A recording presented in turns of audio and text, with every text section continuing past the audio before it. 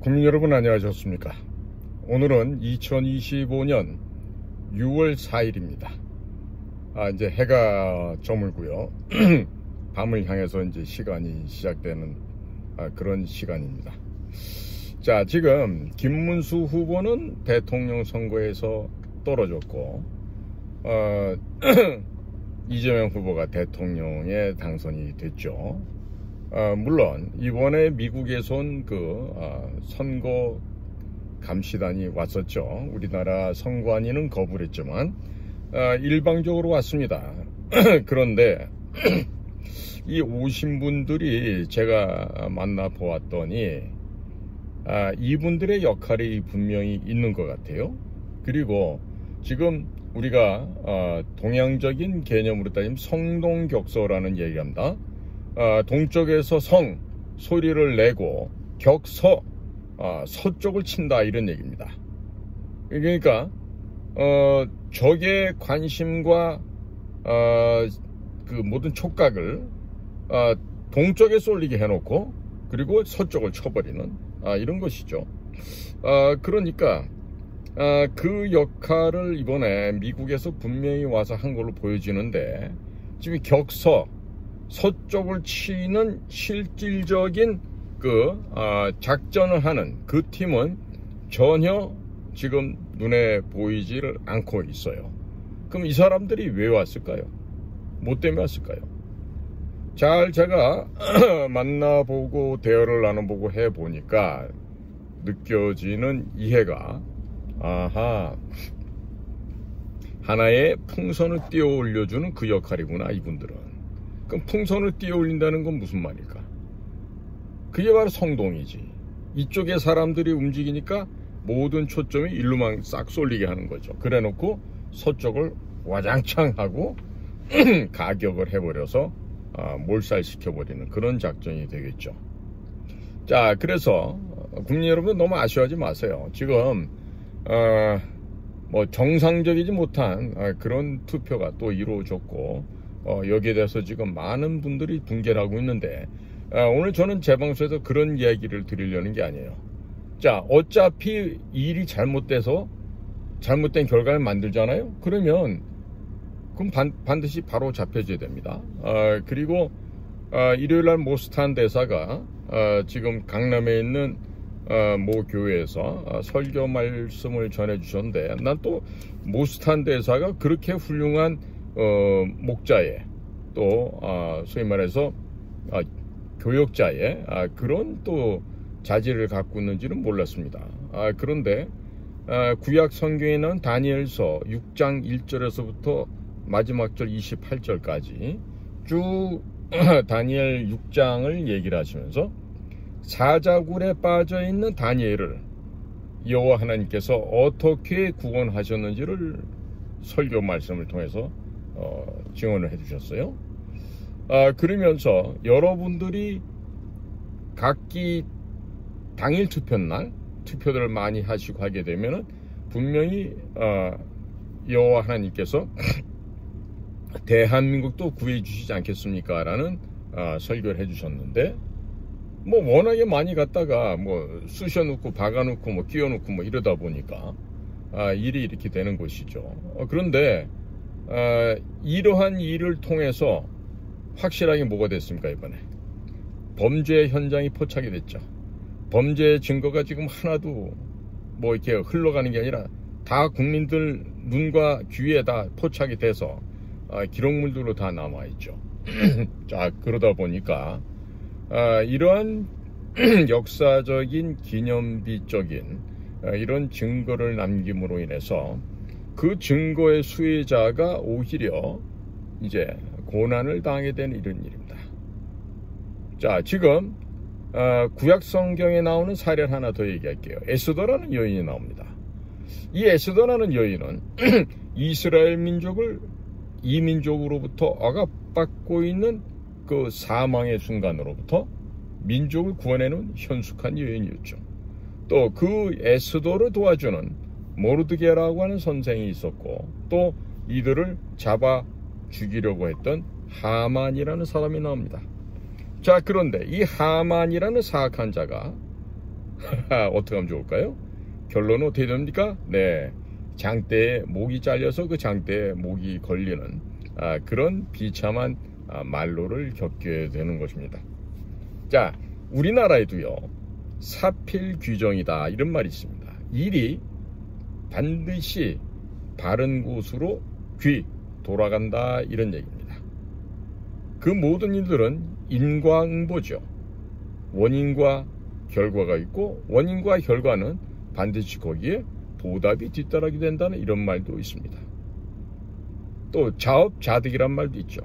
스스로 업을 만들어서 스스로 얻어낸다는 뜻인데요.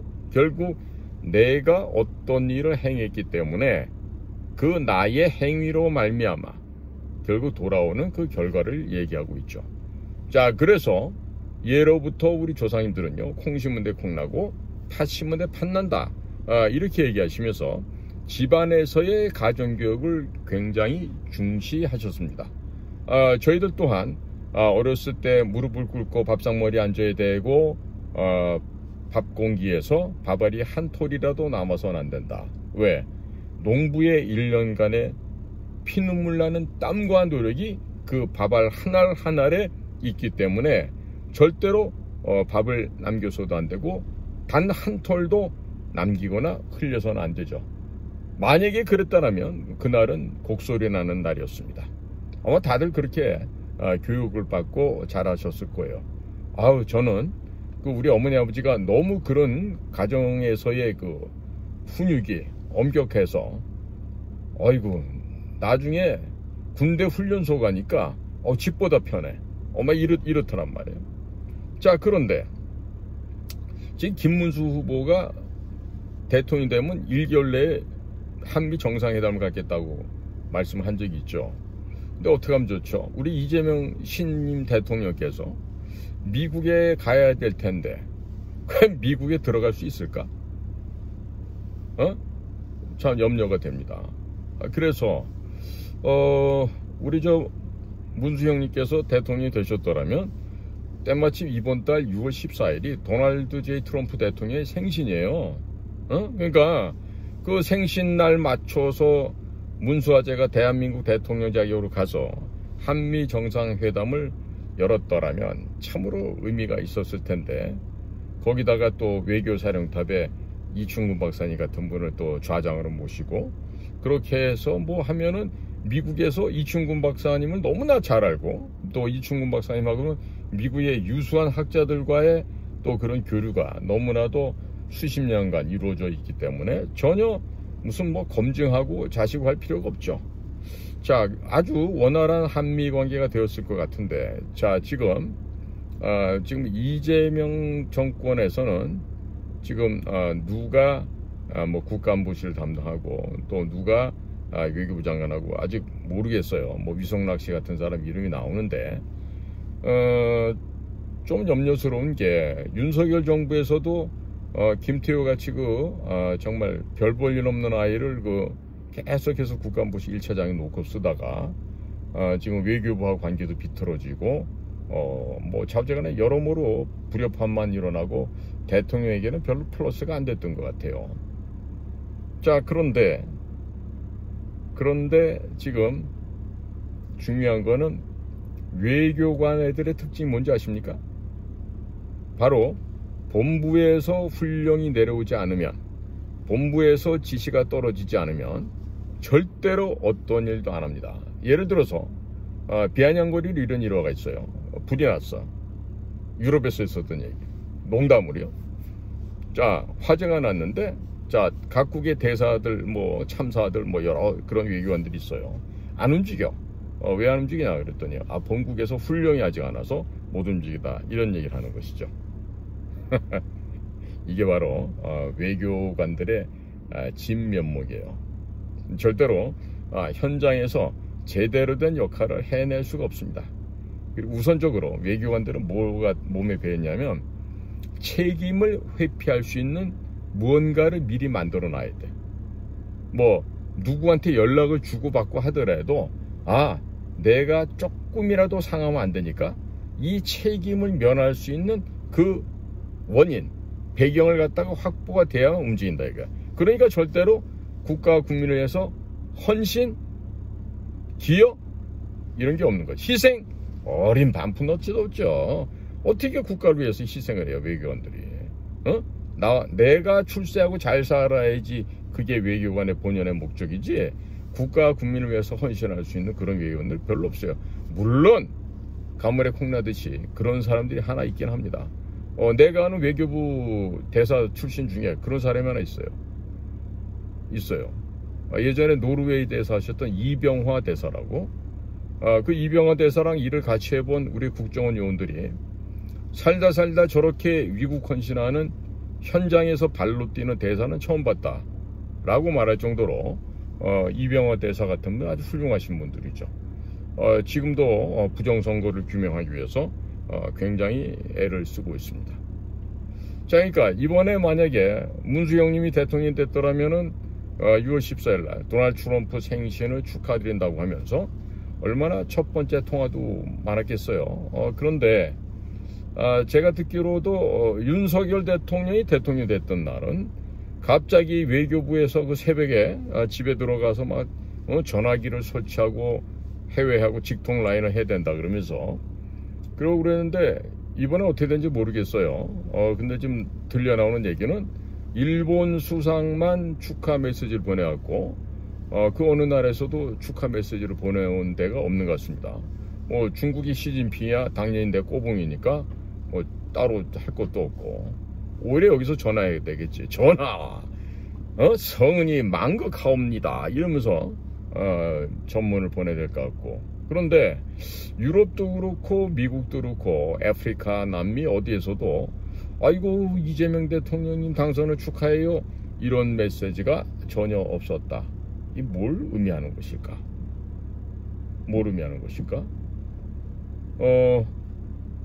굉장히 정상적이지 못한 지금 광경이 펼쳐지고 있는 겁니다. 그래서 저 외국 사람들이 뭘 아나? 우리나라에 뭐 이번에 대통령 선거를 또 하게 되나? 뭐 이런 생각이 들 정도로 외국에서 싸늘한 시선을 보내고 있다. 그러게 말이에요.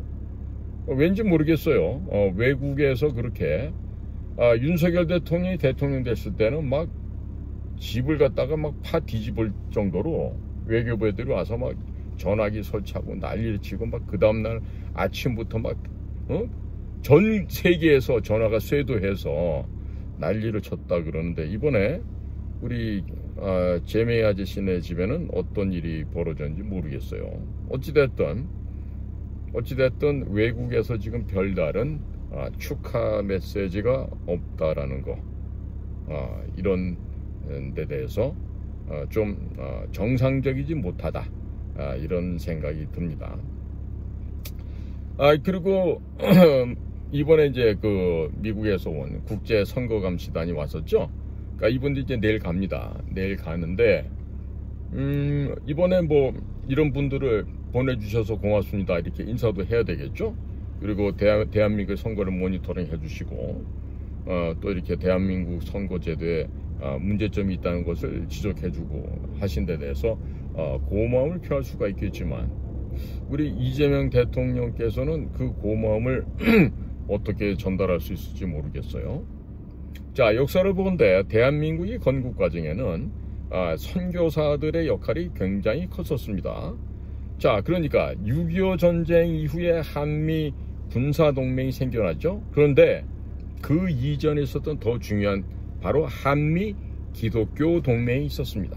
자, 이런 한미 기독교 동맹에 기초하여 대한민국의 건국이 이루어졌습니다. 자, 그러니까 지금 한국, 미국의 공통점이 있습니다. 어떤 공통점입니까? 나라가 큽니까?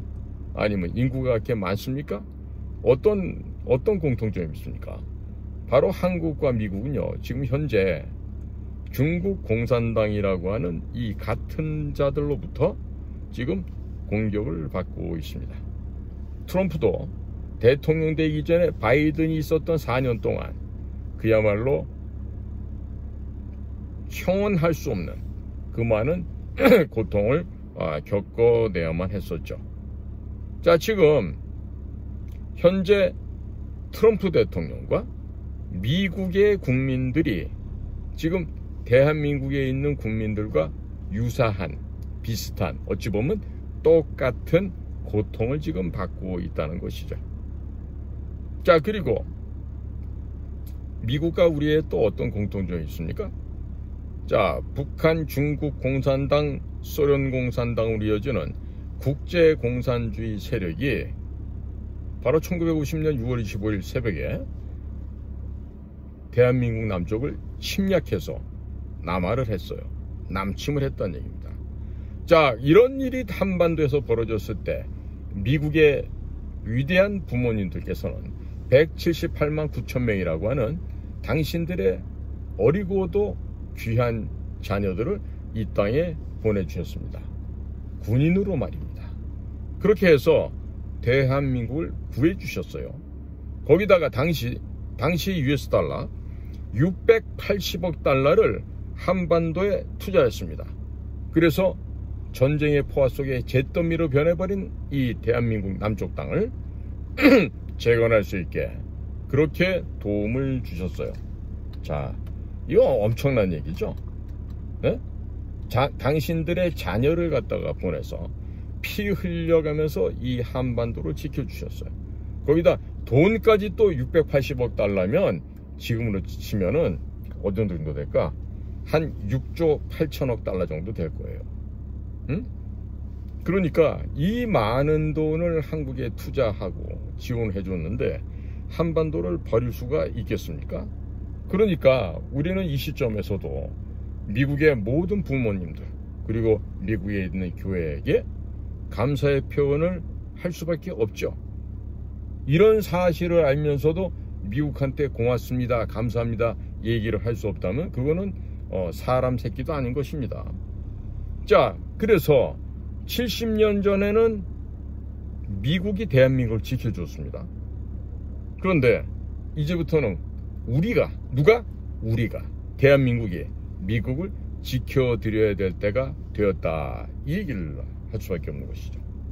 자, 그러니까 이것은 한국인과 미국인은요 예수 그리스도 안에서 여호와 하나님 안에서 바로 한 집안의 한 식구 한 형제란 뜻이에요. 그러니 이와 같은 깊은 인연을 맺게 해준 미국 분들에게 우리가 감사를 해야 되겠죠. 그리고 기왕이면 우리 문수아제가 6월 14일 전에 워싱턴 DC에 도착을 해서 14일날 정상회담하면서 트럼프가 아까 생신을 축하드립니다. 하나님의 은혜로 우리 양국이 더욱더 공고한 믿음의 형제가 되었습니다. 이렇게 했더라면 얼마나 좋았겠어요. 근데 이제 그거는 현실적으로 불가능해졌죠. 근데 아마 미국에서 나온 얘기를 들어보니까 연말쯤 가면은 김문수가 대통령 자격으로 미국 가서 트럼프 대통령을 만날 수도 있는 그런 가능성이 있어 배제할 수 없다, 이런 얘기가 또 나온답니다. 그래서 무슨 구도에서 그렇게 되는지 모르겠는데요. 미국 사람들은 알고 있는 뭔가가 있는 것 같아요. 자, 그래서 자, 앞으로 말해요. 그러면은 김문수 아재가 언제쯤 또 다시 대통령이 되나? 에? 만약에 그게 현실화 된다 그러면 지금 이건 내 얘기가 아니라 미국에서 흘러나오는 얘기니까 그럼 뭔가 새로운 순서 절차가 있다는 거 아니겠어요? 내가 지금 미국 분들한테 이 얘기를 해드리고 싶어요. 특히 도널드 트럼프 대통령 각하에게 보세요, 대통령님. 이승만 대통령께서 1954년 7월 28일 날 전쟁이 휴전한 지 1년 만에 미 의회를 방문했습니다. 그 당시 의회에서 연설을 했는데 중국 공산당에 대해서, 즉 중공에 대해서 해상봉쇄를 하자고 제안을 하셨습니다.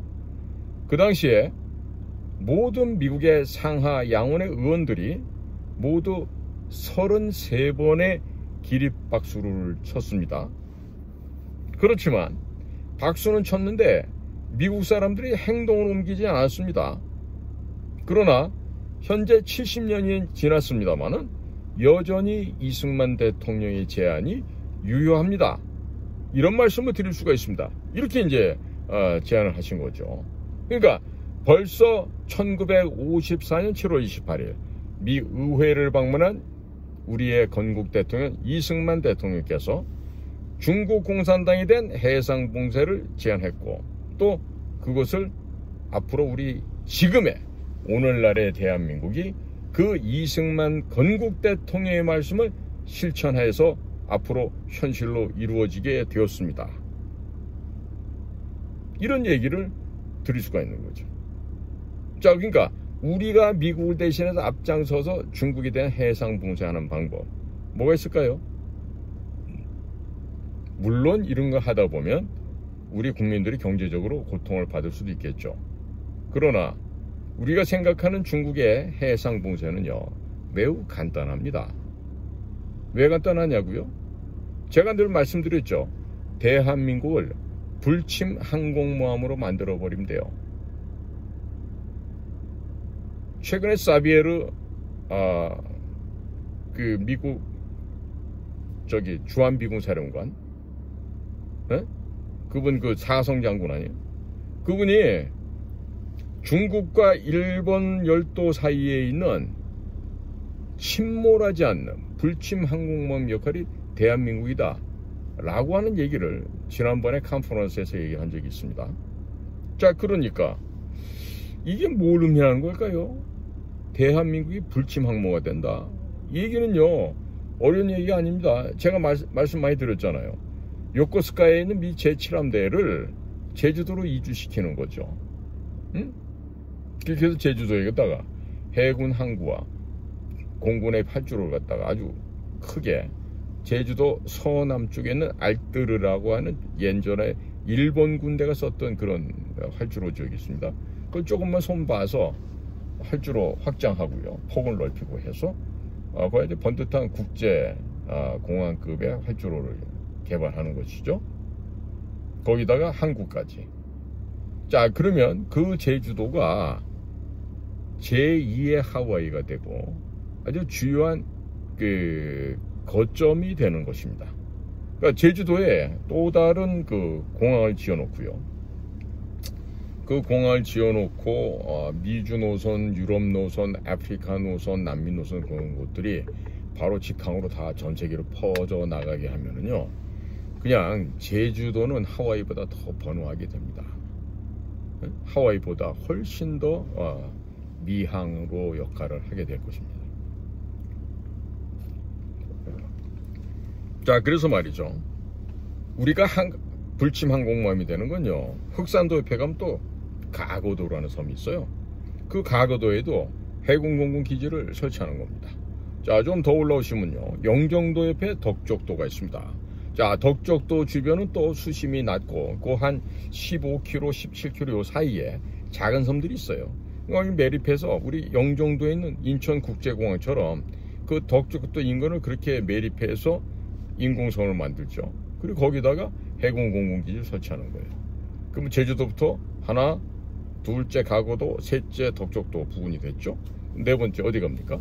바로 어청도, 연평도를 거쳐서 가장 북단에 있는 백령도로 가는 겁니다. 그 백령도에는 그 자갈로 천연의 그 콘크리트보다 더 좋은 그 활주로가 있긴 해요.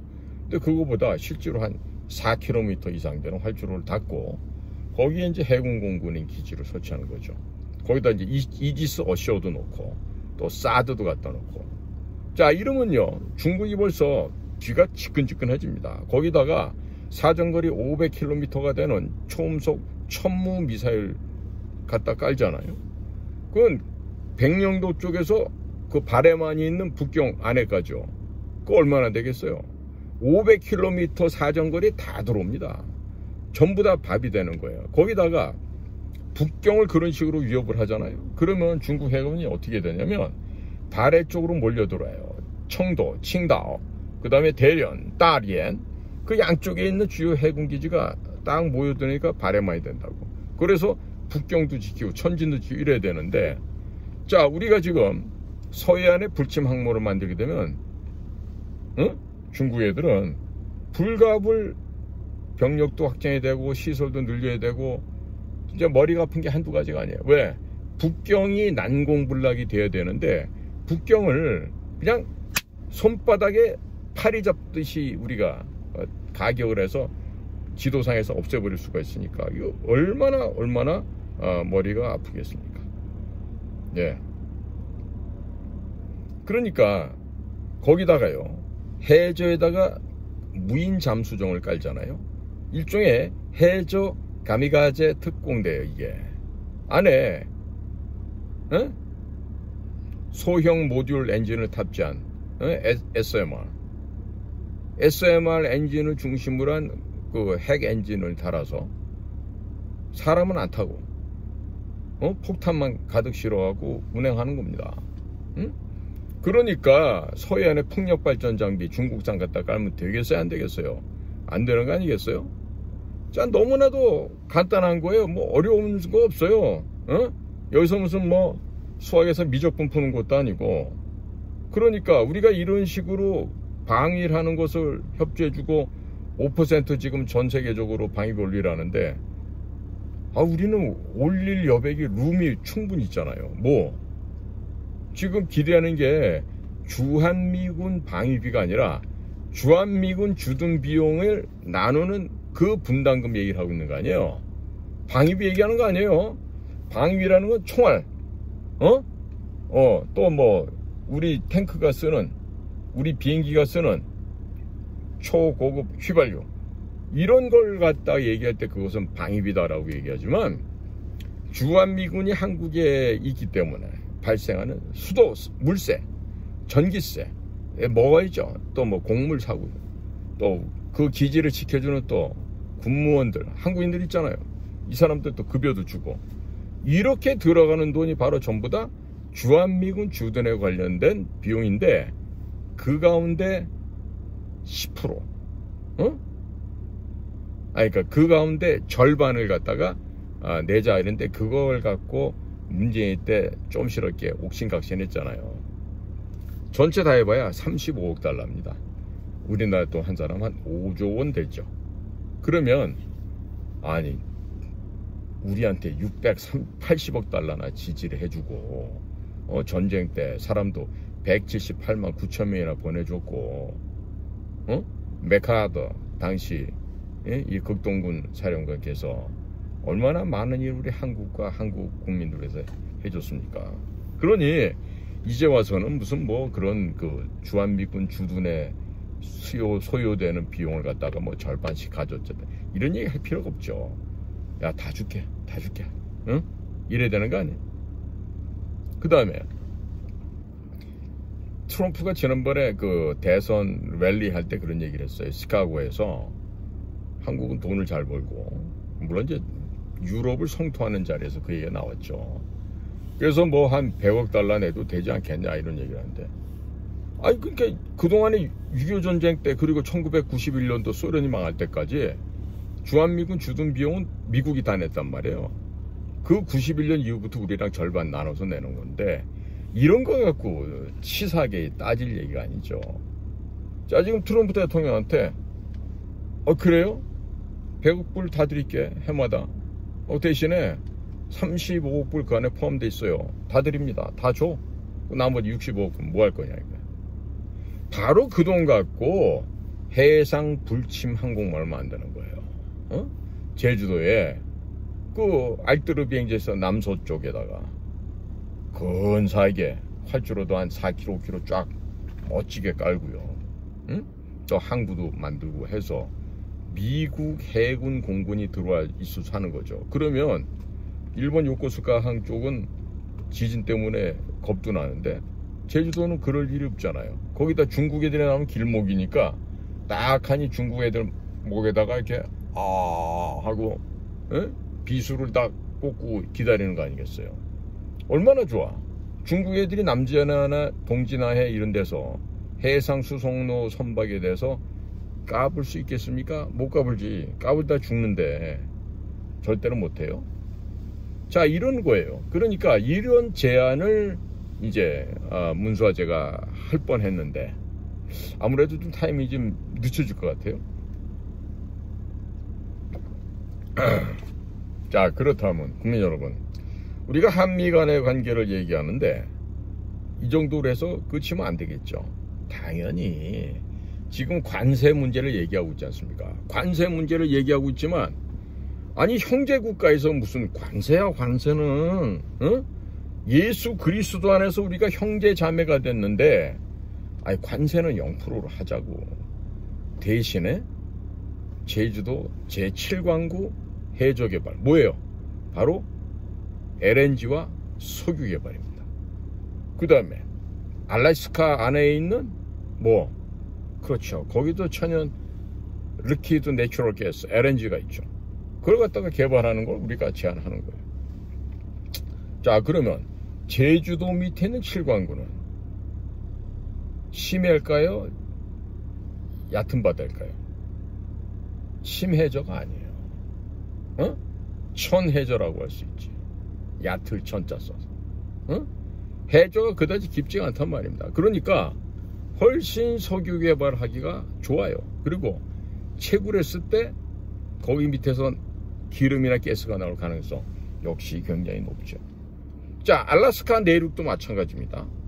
앵커리지의 기본적인 수송선단이 LNG로 운반할 수 있는 수송선을 얘기하죠.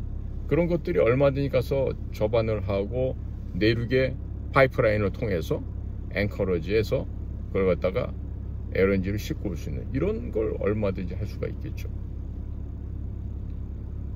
그러니까 이 앵커리지가요 앞으로는 물류의 중심이 될 것입니다. 자, 그러면 한국에서 유럽 가는 길을요 따져보세요. 한국 동지나 남지나 싱가포르 옆에 말레카 해요, 인도양, 그 다음에 홍해, 스웨즈운하, 다음에 지중해, 그래서 유럽 각국 내지는 뭐 아프리카 이렇게 되겠죠. 그리고 또 한 가지는 요즘에 정신머리 없는 서울대학 출신 그 학자지만은 관직에 눈이 먼 자 이런 자들 있잖아요. 그런 자들이 나와서 떠드는 헛소리야. 뭐다? 동해바다를 부산에서 출발, 동해바다 거쳐서 홋카이도 옆으로 해서 캄차카 반도 옆으로 해서 북극해로 간다. 북극해를 쫙 통과해서 그린란드 옆으로 해서 유럽으로, 뭐 스칸디네비아 혹은 뭐 덴마크 있는 그쪽에 이베리아 반도 쪽으로 그렇게 가면은 짧다 이런 얘기를 하는데 미친 개소리지. 응? 아니 북이 70도가 거의 이전부터 그러지만 이 어마어마한 바람이 불어요. 그러면 보통 우리 태평양에 인도양 지나가는 이 화물선들이요, 컨테이너 선 운반하는 화물선이 시속 25노트로 쫙 이렇게 갑니다. 근데 이 북쪽을 향해서 가다 보면요 초속 뭐 어마어마한 바람이 불기 때문에 이 쇠로 묶어놓은 이 컨테이너 이런 것들이요 그냥 날아가요.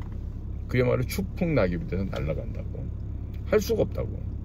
그렇기 때문에 새로운 수송로를 개발해야 되거든요. 그게 뭐야 여기가? 부산에서 물건 싣고 뭐 다른 아시아에서 오는 물건도 싣고 어디로 가? 앵커리지로 가는 거지. 안전하게. 그럼 앵커리지에서 알버타라고 하는 캐나다 저기 도시가 있어요. 알버타도 좋고, 아니면 저쪽에 미네소타 아이오와에서 올라가는 35분 상에 있는 위니펙 밀 집산지죠.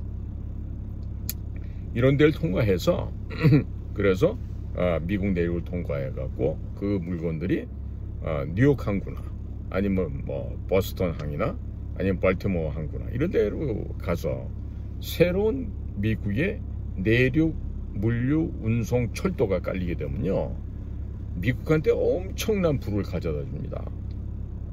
제가 미국 그 농업 비즈니스를 위해서 미국을 저도 많이 다녀봤는데 보통요 열차가 한번 긴 거 갈 때 보면 이 커다란 한 량이라 그러잖아요.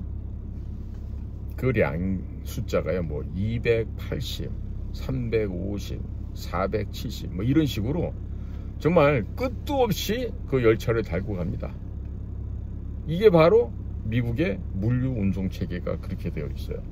그러니까 그런 것들이 해서 미국 내륙 운송이 활성화되면요 얼마나 좋겠습니까? 그렇지 않습니까? 예. 그러니까 지금요 이렇게 이제 한미 간에는 역사적으로 또 한미 기독교 공동 동맹이고요. 그동안에 여기 와서 고생하시다 하늘나라 가 계신 아펜젤러 선교사님, 또 호모 헐버트 선교사님, 이런 분들이 보실 때 야야야 너희들 그러면 안 된다. 다 내 새끼들이고 내 친구들이고 내 후배들인데 거기다가 관세를 때리고 그러면 웃잖아. 제발 그러지 말해 하고 그러고 이 돌아가신 아펜젤러 선교사나 이런 분들이 얼마나 걱정을 하시겠어요. 응? 그러니까 이미 우리는 한미 동맹으로 한 나라지만 그거보다 더 깊고 이전 시대에 미국에서 오셨던 이 선교사님들로 인해서 한미 간의 관계가 예수 그리스도 여호와 하나님 안에서 이미 형제자매가 되어 있단 말이에요. 중국 가면 이런 말이 있어요. 사해진의 형제자매 이런 얘기예요. 스하이즈네兄弟姐妹이런 말을 해. 이건 뭐냐면 세계 만방에 나가는 바다 속에 그 펼쳐져 있는 속에서 모든 사람이 형제자매다 이런 얘기인데, 그래 형제자매라고 생각하는 놈들이 그래 공해상에다가 부유물 설치해 놓고 거기다가 시멘트 갖다 때려 붓고 거기다가 기지 만들고 거기다가 미사일 배치해 놓고 활주로 만들고 남의 나라 침범할 생각하고, 이게 정상입니까? 정상이냐고요. 그 앞으로 우리는 주한미군 주둔에 필요한 비용을 우리가 100% 다 낸다 해놓고 거기서 35억 달러는 주둔비용으로 쓰세요. 드리고 나머지 65억으로 뭐 한다? 해군기지 짓고 공군기지 짓고 이러면서 한반도를 불침 항공모함으로 만드는 거죠. 제주도, 가덕도, 덕적도, 그 다음에 백령도 쪽으로. 그 중에 또 마음에 드는 데 있으면 또 몇 군데 더 개발해도 되겠죠. 자, 이런 식으로 하게 되면은 대한민국 국방이 어떻게 됩니까? 침몰하지 않는 항공모함이 된단 말이에요. 이 국토 전체가요. 얼마나 좋아. 그리고 이순신 장군께서 쓰셨던 학익진, 학의 날개 전법 아니에요. 학익진 전법을 통해서 사람이 타지 않고 있는 무인 잠수정을 한 500척 이상 만들어서 서해 남에다 쫙 깔아버리는 거예요. 그 제주도에다가 미 실험대가 오고 제주도 그 알뜨르 비행장이 완성되고 그 앞에 항구가 되면은 막 미국 함정이 한두 대가 오겠어요. 막 제주도 오면은 막 돈벼락 맞아갖고 야 이거 어쩌면 좋을까 막 고민하는 그런 시절이 온다니까요. 그러니까 생각을 해보세요. 6.25 전쟁이 났던 그 당시 대한민국은 어디에 있는지 세상 사람들이 알려지도 않았던 그런 초라한 거제 나라였다고. 외놈들한테 35년간 수탈당했던. 그런데 그런 거제 나라에서 전쟁이 나갖고 지금 완전히 엉망이 돼서 당시 미국이 178만 9천 명에 되는 젊은이들을 보내주고 돈도 680억 달러를 투자해서 우리를 지원해주고 이러는 사이에 우리가 70여 년 지나고 나니까 어떻게 됐어? 미국을 도와줄 만한 세계 10대 경제 강국으로 성장을 해버린 거 아니겠어요? 그러니까 이번에요, 자칫 잘못하면 미국이 얼마나 무서운 나라인지를 깨닫게 되는 하나의 굉장히 교훈적인 시간이 될 수가 있어요. 그 교훈적인 시간이 됨으로 인해서 우리가 겪을 수 있는 거는 굉장히 치명적인 일이 될 수도 있어요. 일례 들어보면 이런 거죠. 야, 니네 그 조선일보, 중앙일보, 동아일보 그 자손들이 미국에 많이 와 있다며. 그 걔들 다 쫓아내야 되겠다. 이러는 거야. 왜 이번에 하버드에 동양 애들 못 들어오게 있는 애들도 다 쫓아내지. 특히 중국 애들요.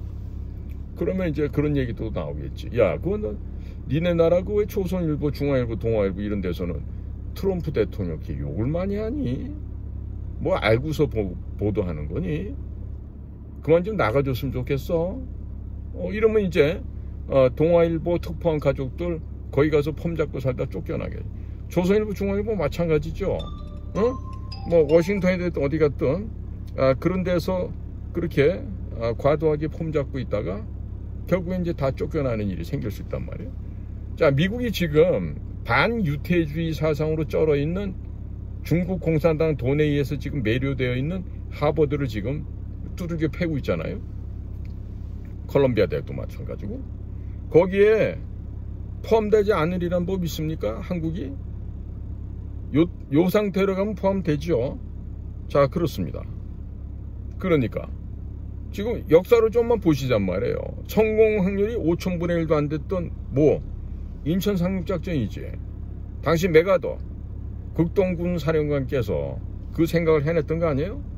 자, 그 인천 상륙작전이 있기 전에 무슨 일이 있었는지 아세요?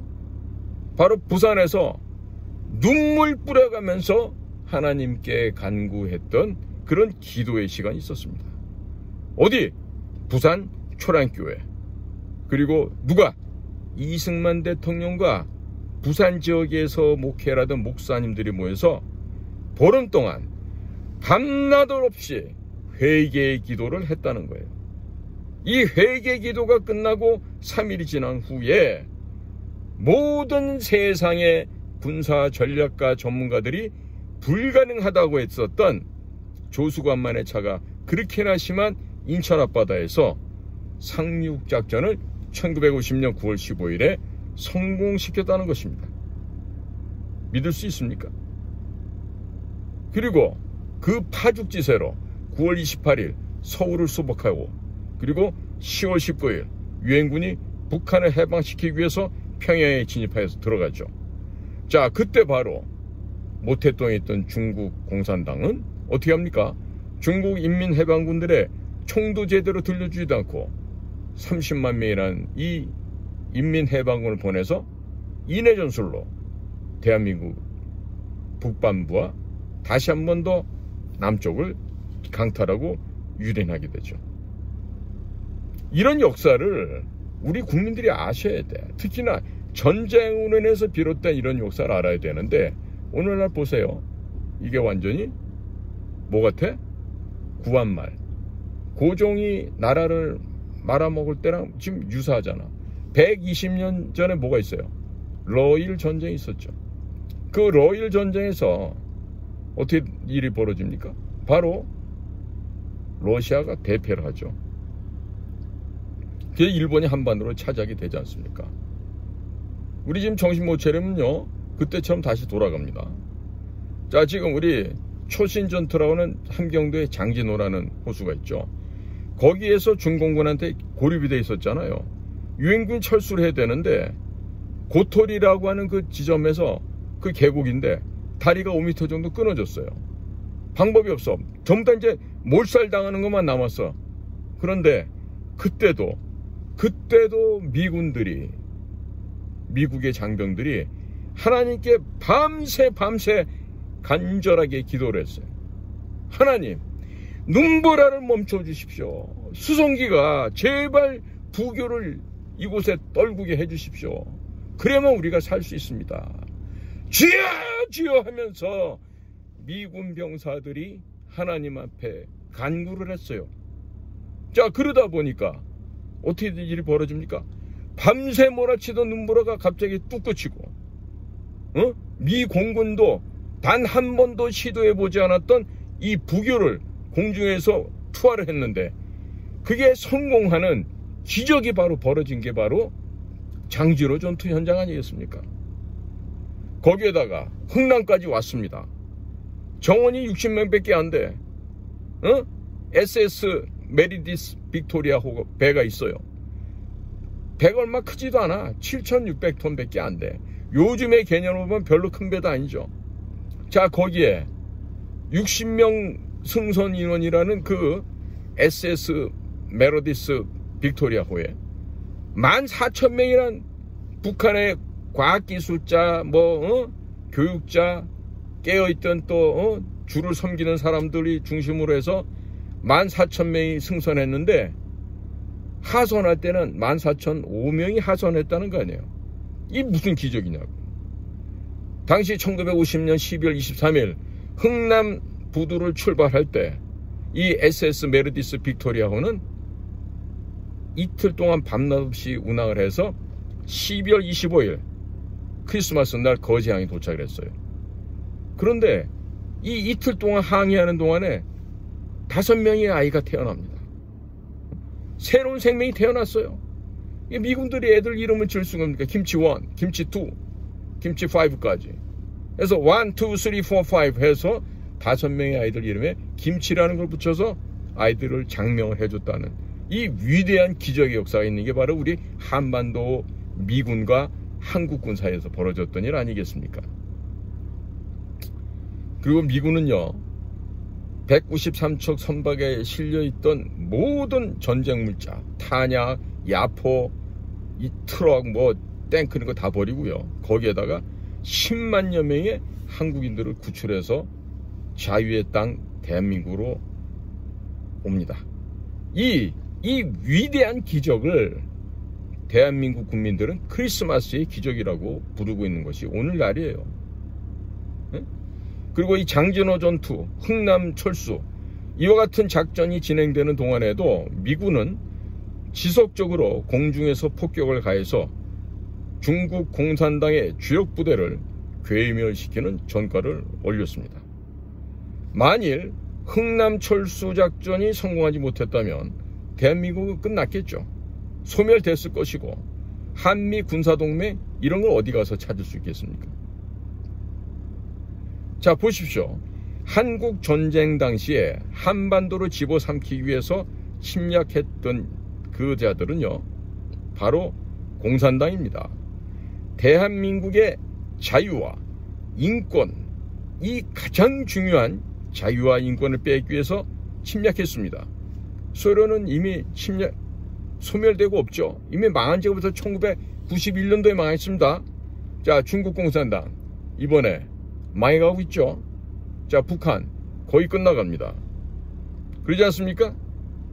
그렇기 때문에 한반도에서 벌어졌던 한국전쟁, 장진호 전투, 이런 경우는 잊혀진 전쟁이 아니고요, 잊혀진 승리입니다. 아시겠습니까? 지금 국민들께서 이런 얘기를 아셔야 돼. 그리고 도널드 J. 트럼프한테도 자유와 생명의 항해이라는 이런 6.25 관련된 역사 드라마가 실려있는 이런 책자를 트럼프 대통령에게도 전달을 해야 돼요. 자, 지금 우리 한국전쟁, 6.25 전쟁이라고, 이것은요, 인류 최초로 겪었던 사상전쟁입니다. 그리고 체제전쟁이었습니다. 그리고 자유민주진영이 승리한 날입니다. 자, 그렇기 때문에 매년 6.25 전쟁이 발발한 이 6월달, 장마가 오기 전에 높고 푸른 하늘과 시원하고 약간 따뜻하면서 이런 온화한 기후대에 처해 있는 우리나라에서 6월 한 달 동안 한국전쟁 영웅들을 기념하는 이런 전 세계 축구 경기를 해마다 열고, 그 당시 우리나라를 도와줬던 67개국을 다 불러서 승전 축하 파티를 하면서 그분들이 우리나라를 지켜줬던, 또 미국의 선교사들이 한반도에 전해줬던 자유와 인권, 민주주의, 그리고 성경 말씀, 이것이야말로 자유민주공화국 대한민국을 탄생시켰다는 것이죠. 전쟁으로 잿더미에만 남았던 폐허의 거제 나라 대한민국이 70년 만에 전 세계 경제 대국 강국으로 성장을 했고 군사 강국으로 거듭나게 되었습니다. 이와 같은 대한민국의 성공과 발전이 미국의 외교적인 성과로 비롯된 것임을 우리가 알아야 된다는 것이죠. 그래서 해마다 6월달이 되면 대한민국을 구원해줬던 67개국을 초청해서 한국전쟁 기념 월드컵 대회를 개최하고, 또 6월 25일은 결승전을 하게끔 해서 세계 자유선언문을 낭독을 하게 되면 다시 한반도에서 전쟁이 일어나게 되겠습니까? 이런 일을 우리가 앞으로 해야 되는 거 아니겠습니까? 그리고 이런 일을 하겠다고 트럼프 대통령에게 전달하고 해야 되겠죠. 자, 이렇게 되면은요, 한국의 발전, 한국의 융성, 이 현장을 보면서 130여 년 전에 미국의 선교사들이 이 대한민국 한반도에 오셔서 이들에게 미국과 똑같은 자유와 민주주의의 소중함을 깨닫게 해줬구나. 그래서 대한민국이 발전할 수 있구나. 이거를 전 세계가 깨닫게 되지 않겠습니까? 그런데 이런 대한민국이 후진하면 되겠습니까? 그러면 이러한 6월달을 통해서 전 세계 축구대회 뿐만 아니라 국제 북한 인권영화제 이런 것을 개최하면 되죠. 그러면 수미테리 같은 여인이 비욘드 디 유토피아라는 영화를 만들어서 한국의 못된 놈들이 그 수미테리를 고발하게 하고 엿먹이게 하는 일은 없을 거 아니겠어요. 자, 이렇게 해서 이 6월달에 국제 북한 인권 영화제 이런 걸 갖다가 펼치잖아요. 그러면 전 세계적으로 공산주의가 이렇게 해서 안 되는구나, 공산주의 이렇게 무서운 거구나, 절대로 이 공산주의 이 독약이 인류에게 퍼져서는 안 되겠구나 라면서 공산주의가 자연스럽게 그 세력을 잃고 소멸되게 될 것입니다.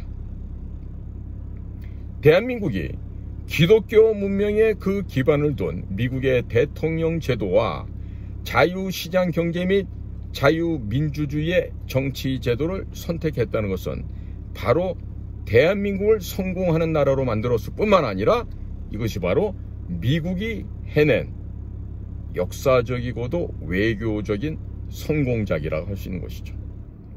자, 이렇게 해서 해마다 6월달이 되면 한국전쟁 기념 월드컵을 개최를 하고 대한민국의 성공적인 발전이야말로 곧 미국의 외교적인 성과라는 점을 전 세계에 알려야 되겠죠. 이런 일들을 해야 되는 거예요. 자, 지금 자유민주주의 너무 복잡합니다. 이해하기 어렵습니다. 혼란스럽습니다. 이러는 좀 게으른 사람들이 있기도 해요. 그러나 이 자유민주주의가 얼마나 공산주의나 전체주의에 비해서 훨씬 우월한 체제이다라는 것을 전 세계에 알릴 수 있죠. 뭐를 갖고? 대한민국이란 모범적인 나라의 사례를 갖고 그렇게 할 수 있다는 것이죠.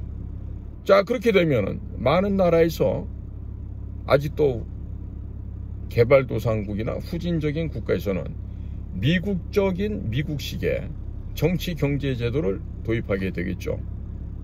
자, 그래서 한국전쟁이 일어났던 해마다 6월 25일에 한국전쟁기념 월드컵 결승전 하는 것으로 일정을 맞춰서 전 세계 67개국을 초청을 하고 또 그 결승전이 끝나는 자리에서 세계 자유선언문을 낭독한다면 전 세계 인류가 자유와 민주의 주권의 소중함을 다들 기억하게 되겠죠. 자, 이런 내용들을 도널드 J. 트럼프한테 제안하고 싶은 거예요. 안 그렇습니까? 미국에 사시면서 영어 잘하시는 분들, 제가 이렇게 촌스럽게 말하는 한국적인 컨텐츠를 갖고 유창한 영어를 써서 화이트하우스에 혹은 미국 DOS 국무부에 뭐 이런 쪽에다 DOD 국방부에도 전달해 주시라고요. 그럼 미국 사람들도 감정하지 않겠습니까? 자, 또한 경상북도 칠곡군에 가시면요, 다부동 전투 기념관이 있어요. 자, 여기에 두 분의 영웅의 동상이 서 있죠. 아시죠? 누굽니까? 트루먼 대통령, 당시 미국 대통령이죠. 그리고 이승만 대통령. 예. 그러니까 트루먼 대통령은 한국 전쟁이 딱 발발하니까 볼 것도 없어, 바로 즉각적인 투입해라, 이렇게 지시를 하셨던 아주 고마우신 분이죠. 만약에 그때 트루먼이 대통령이 아니었다라면 한 번 더 공산화가 됐겠죠. 틀림없습니다. 자, 그리고 이승만은 어떤 대통령이셨어요? 미국을 설득해서 거제 나라 대한민국 주재에 미국과 동등한 한미상호 방위조약을 체결해내신 정말로 이 국제적인 감각이 정말 천재급의 위대한 영웅 아니었습니까? 자, 그래서 앞으로는 이 트루먼 대통령, 이승만 대통령 두 대통령님의 위대한 이름을 빌려서 10만 톤급 원자력 항공모함을 만드는데 이 배를 이승만 트루먼호 혹은 트루먼 이승만호로 만들어서 한미연합군이 공동으로 운용을 하자, 이런 제안을 해야 되는 거예요. 그러면 미국에서는 항공모함 건조 기술을 우리한테 제공하죠. 우리나라가 돈을 대고 자금을 대고 건조를 해서 한미 해군이 늘 이 배를 같이 타고 운용을 하는 겁니다.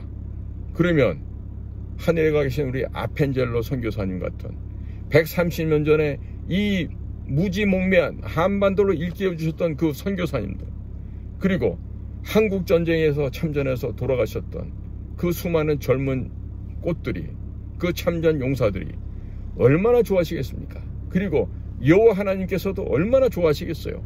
응? 여기에다 플러스 알파로 원자력 잠수함도 만드는 거예요. 한미 해군이 같이 타고 다니면서 한미 군사동맹을 자동적으로 업그레이드 시키는 겁니다.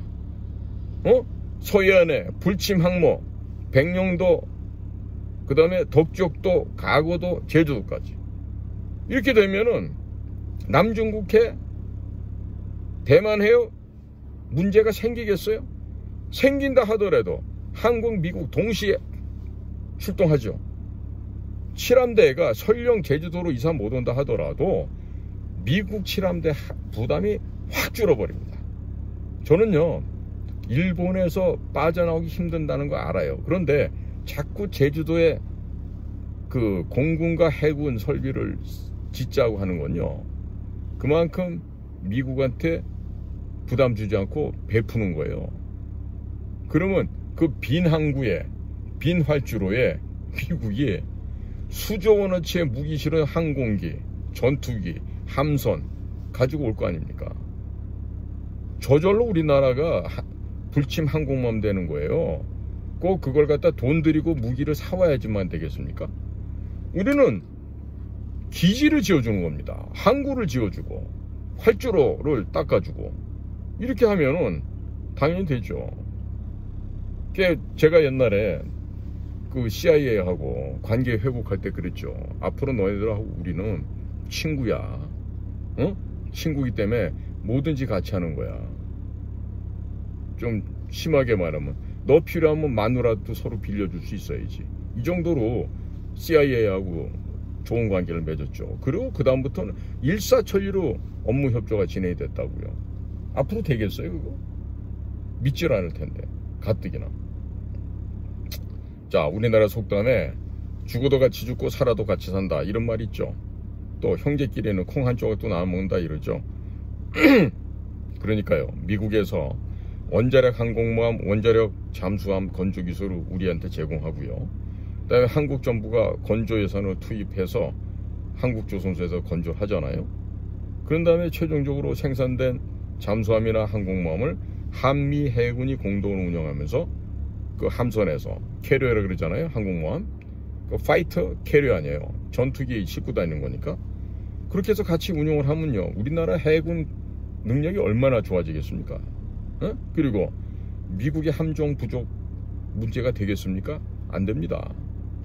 제가 이미 얘기했죠. 중국 조선업 말려 죽이는 거. 어떻게? 미국 항구 들어갈 때마다 입항료 받아라. 그래서 지금 어떻게 돼요? 올 때마다 150만 달러씩 내야 되잖아. 얼마나 재밌는 일이 벌어지고 있습니까? 그렇기 때문에 우리는 항상 미국과 같이 가는 거예요. 자, 1954년도 7월에 이승만 대통령께서 이미 대중국 해상 봉쇄를 이미 71년 전에 제안을 하셨습니다. 그러니까 우리는 이번에 핏 헤그세스 미 국방장관이 국방비 인상 얘기하잖아요. 나왔으니까 오케이 5% 올릴게. 이거 안 올리면 어떻게 되겠어? 안 올리면 어떻게 될 것 같아? 굉장히 불행한 일이 생깁니다. 한번 보세요. 불행한 일이 생기나 안 생기나. 그래서 앞으로 그냥 알아서 그래 국방비 5% 올릴게. 왜? 시민사회단체 주는 그 돈이 얼마랬죠? 102조 3천억. 그 다음에 성인지 예산 얼마? 24조. 126조 3천억이나 허공에다 돈을 뿌리는데 까짓 거 지금 57조 원 하는 거 한 63조 보태서 국방 예산 한 120조 만들면 미국하고 저절로 모든 문제가 해결되겠죠. 거기다가 미국이 필요로 하는 이지스함, 잠수함 1년 6개월마다 그냥 한 척씩 쫙쫙쫙 저 텃밭에서 무쑥수 뽑듯이 그렇게 해서 배들을 만들어서 제공하는 거예요. 그래서 중국 애들이 그렇게나 깝치고 다니 동중국해, 남중국해 여기다가 해상 해저 할 것 없이 해상 만리장성, 해저 만리장성 쌓는 거죠. 이런 걸 갖다 미국한테 우리가 해드릴게 이러고 나가야 된다.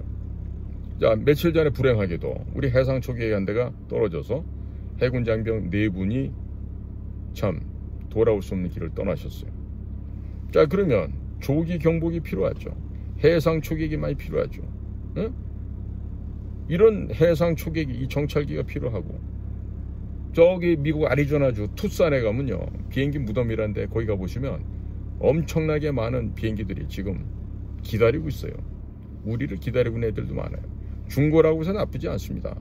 가져다가 이번에 해상 초계기 떨어진 이런 사고 나지 않게 보통 P8, P8이라고 하는 거, 그거 많이 가져다가 예를 들어서 20대 정도 사와서 한 서너 대는 부품을 해서 나눠서 다시 재탄생시킨다 생각하고 20대 사와서 한 16대, 17대 남긴다 생각하면 과감하게 투자해서 할 수 있죠. 응?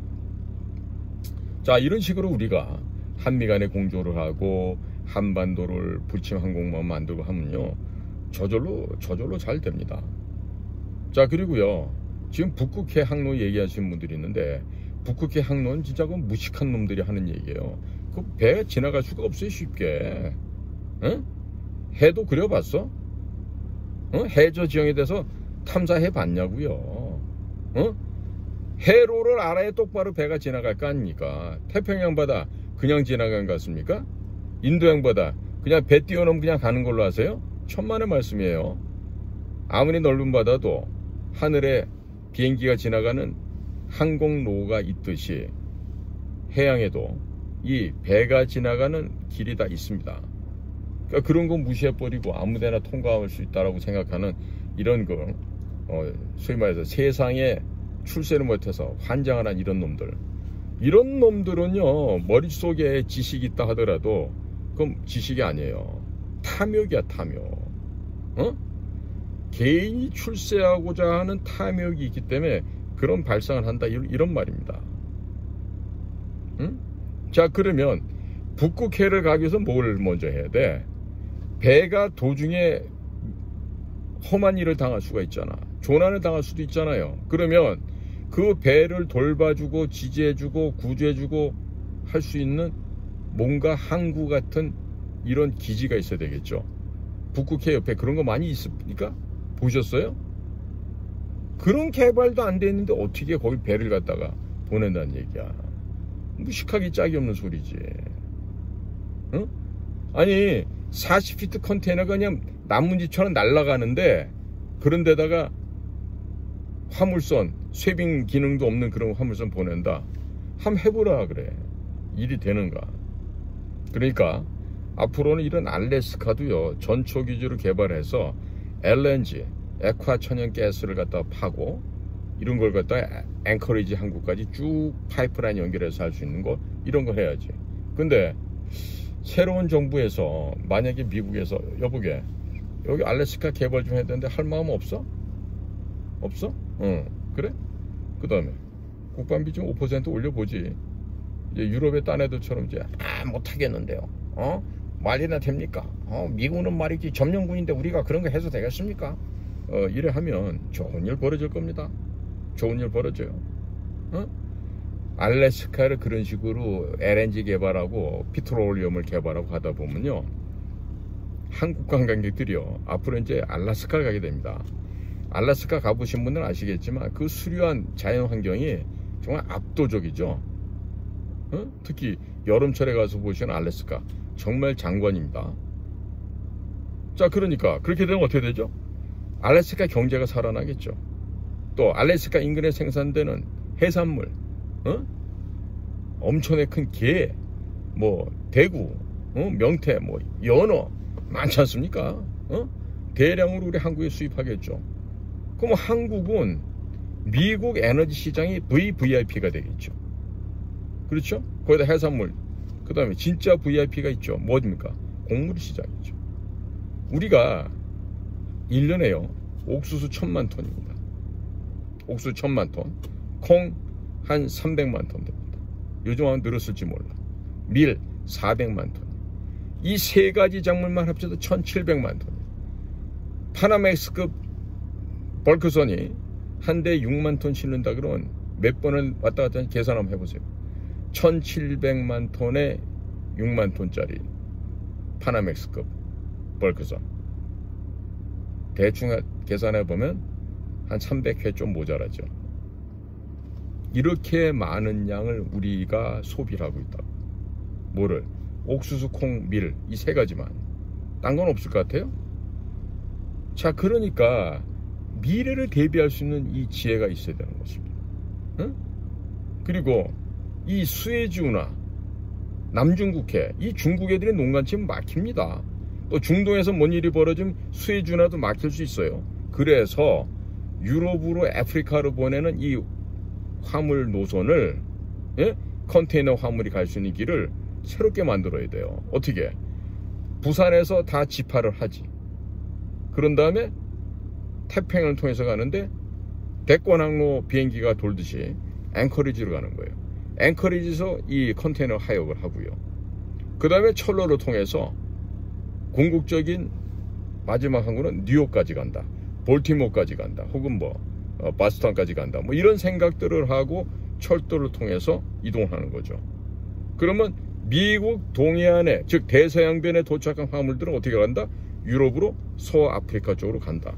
이렇게 해서 새로운 물류망을 공동 개발하면요, 대략 한 9,000km에서 10,000km 정도가 짧아집니다. 이런 거를 미국과 같이 하는 거예요. 이해가시죠? 응? 그러니까 알래스카에서 뉴욕까지 철도로 어떻게 가? 이 무식한 놈아. 거기는 철도가 없는 데가 있어. 맞는 말씀일 수도 있어요. 아직 구축 안 된 구간도 있겠죠.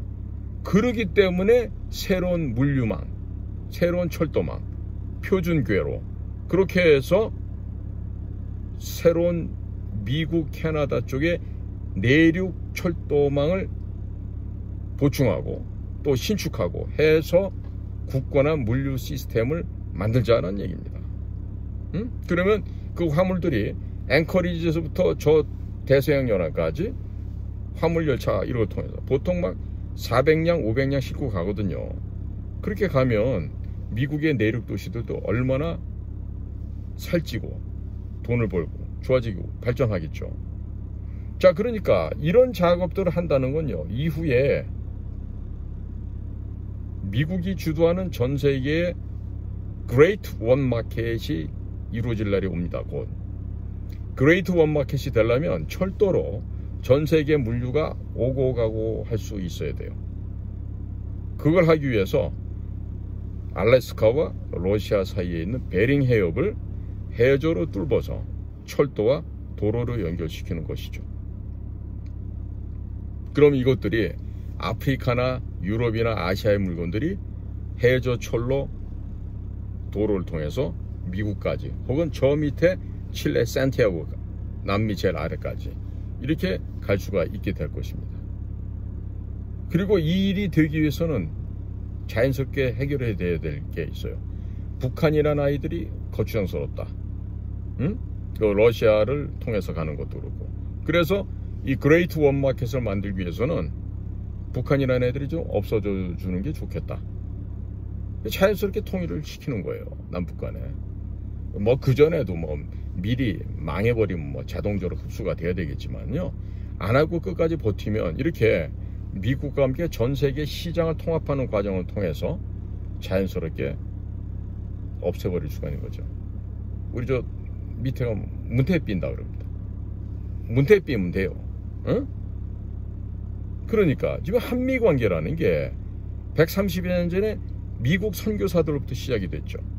그리고 전쟁을 겪으면서 한미 상호 방위 조약을 통해서 한미 군사 동맹이 이루어졌단 말이에요. 이제는 우리가 한미 에너지 동맹, 한미 물류 동맹, 한미 방산 동맹, 한미 조선 동맹, 한미 철강 동맹, 한미 반도체 동맹, 한미 원자력 동맹 등을 만들어서 한미가 한 집안이 되는 거예요.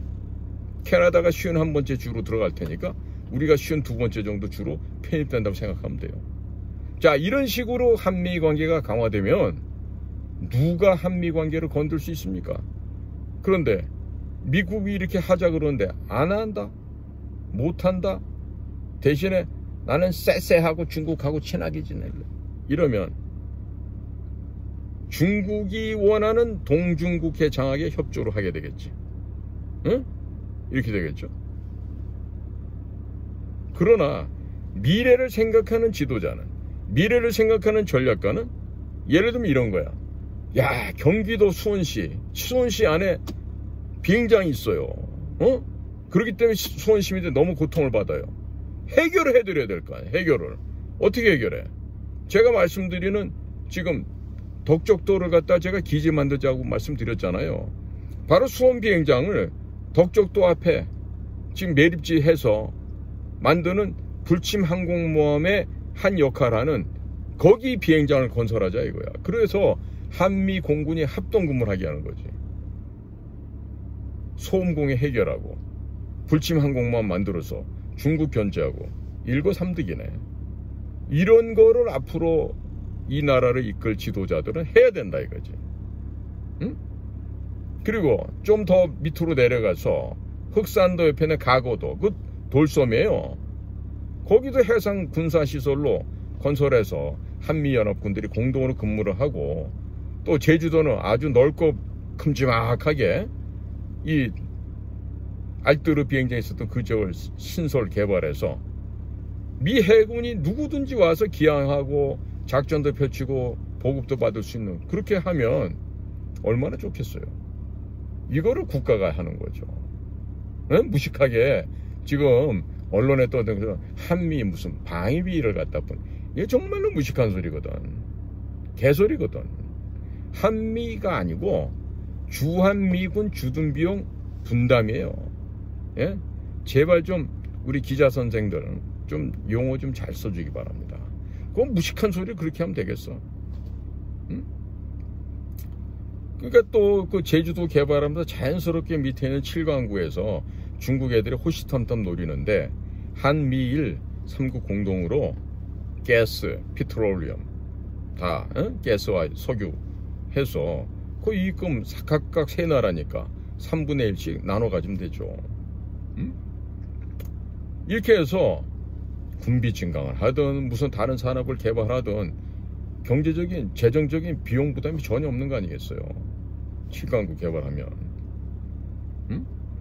자, 그러니까 미국의 선교사로부터 시작한 미국의 도움이 지금 전쟁을 겪고 나서 한 70여 년 만에 미국이 전수해준 그 기술을 바탕으로 해서 대한민국이 경제강국이 되고 군사강국이 된 거 아니겠습니까?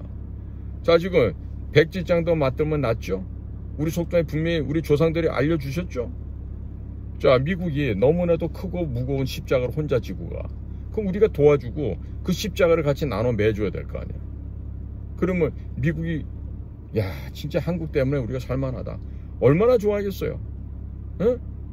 따라서 대한민국이 미국과 함께 예수 그리스도 여호와 하나님 안에서 형제자매인 우리가 미국이 지고 가는 그 무거운 십자가를 우리가 함께 지고 가겠다. 정말 감동적이지 않습니까? 응? 지금 70여 년 전에 공산주의는요, 이 자유민주 진영을 집어삼키기 위해서 전쟁을 일으켰어요. 그게 바로 6.25 전쟁이야. 그러니까 공산주의, 전체주의, 사교체제, 사회주의, 이 망령들이 지금도 온 세계에 지금 배회하고 있어요. 뭘 통해서? 선거 조작, 불법 조작, 부정행위를 통해서 이런 전 세계를 공산화시키기 위해서 이 악령들이 배회를 하고 있단 말이에요. 자, 그런데 그 악령들의 세계에 속지 않고 죽지 않고 살아남아 있는 이 대한민국의 선하고도 선한 영향력이 전 세계에 퍼져나가게 돼. 그렇게 되면 어떻게 됩니까? 억압받고 고통받는 공산사회, 사회주의 사회, 전체주의 사회에 신음하고 있는 온 인류가 해방이 되지 않겠습니까? 우선적으로 휴전선 넘어 있는 북한의 인민들이 해방이 되겠죠. 자, 조속한 시간 내에 북한을 해방시켜야 됩니다. 그리고 트럼프 대통령 역시 이와 같은 선한 일을 함으로 2천만이나 되는 북의 주민들을 해방시키고 그들의 영혼을 구원한 그 역할 때문에 하늘아버지 여호와 하나님께로부터 크나큰 축복을 받겠죠.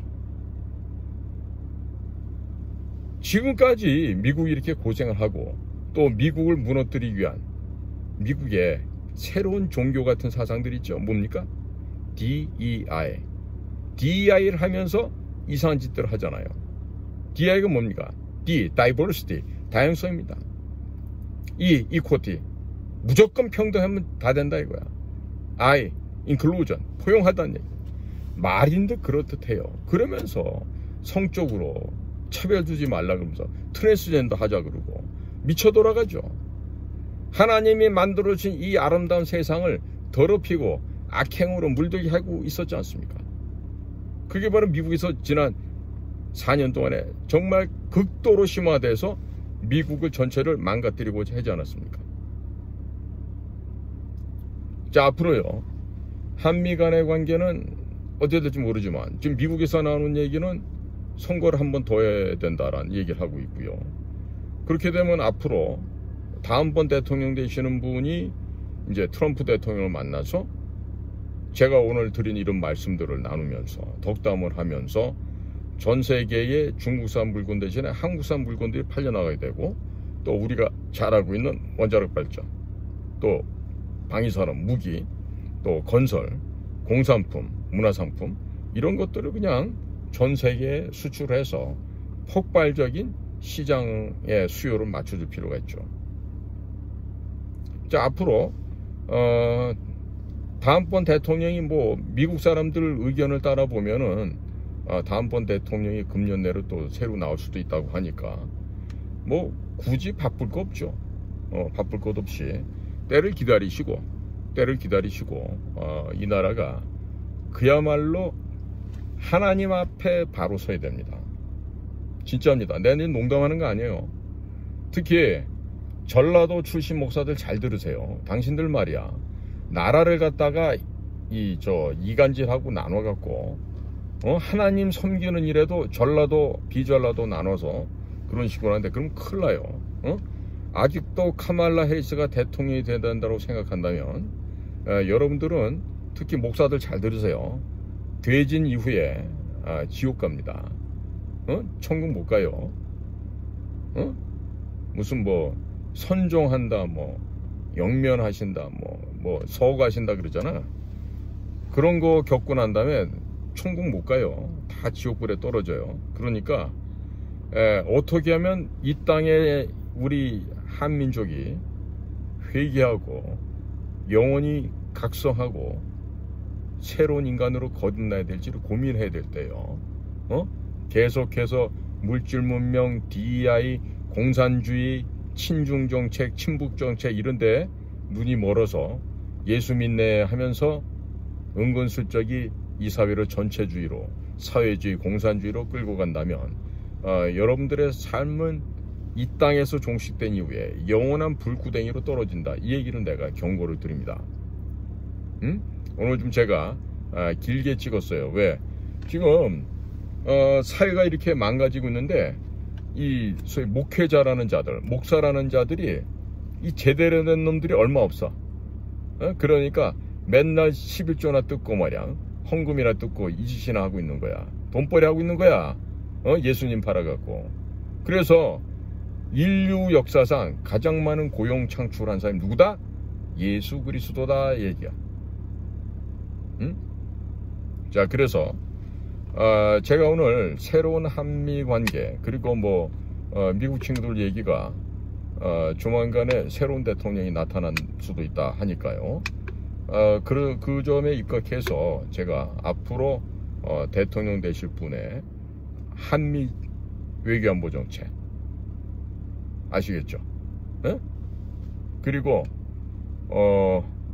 아마 앞으로는 한미 간의 철저한 신뢰관계를 통해서 막강 정보조직이 서로 코워크를 해서 합동사업을 해서 공산당 체제를 분쇄시키고 파멸시키는 일을 해야 될 텐데, 만약에 미국의 정보조직과 한국의 정보조직이 그 일을 할 수 없다 한다면 대한민국 끝장나는 겁니다.